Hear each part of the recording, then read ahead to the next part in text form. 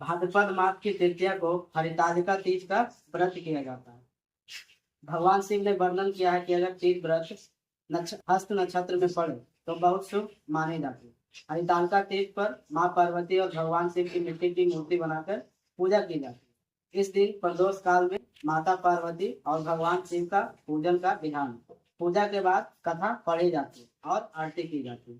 तो कथा इस प्रकार से, भगवान शिव की भूमि कैलाश पर्वत पर विशाल वट के नीचे भगवान शिव और पार्वती अपने सभी गणों के साथ विराजमान है। बलवान वीरभद्र, भृंगी, सरंगी और नंदी अपने अपने पहरों पर भगवान शिव के दरबार में खड़े थे। इस मौके पर महारानी पार्वती ने भगवान शिव से अपने मन की बात पूछनी चाहिए।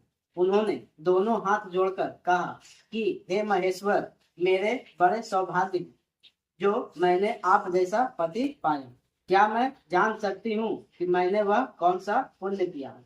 आप अंतर्यामी मुझ दासी को बताने की कृपा करें।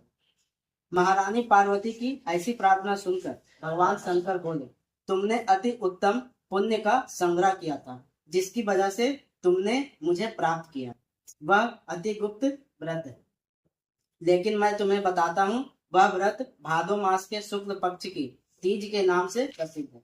यह व्रत ऐसा है, तारों में चंद्रमा, नवग्रहों में सूर्य, वर्णों में ब्राह्मण, देवताओं में गंगा, पुराणों में महाभारत, वेदों में साम, इंद्रियों में मन होता है। इतना श्रेष्ठ है। उन्होंने बताया कि जो तीज हस्त नक्षत्र के दिन पड़े तो वह बहुत पुण्यदायक मानी जाती है। ऐसा सुनकर पार्वती जी की यह सुनने की इच्छा और भी बढ़ गई।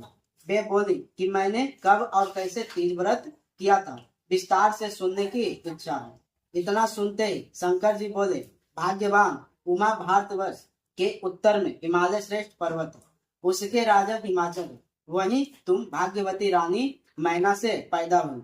तुमने बाल्यकाल से ही मेरी आराधना शुरू कर दी।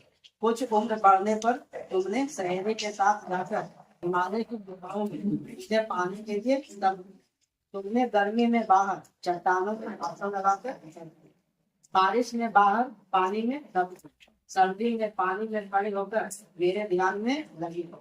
तुमने इस दौरान बारिश, संगीत, पेड़ों के पत्ते खाने और तुम्हारा शरीर क्षीण हो गया। ऐसी हालत देखकर महाराज हिमाचल को बहुत चिंता हुई। वे तुम्हारे विवाह के लिए चिंता करने लगे।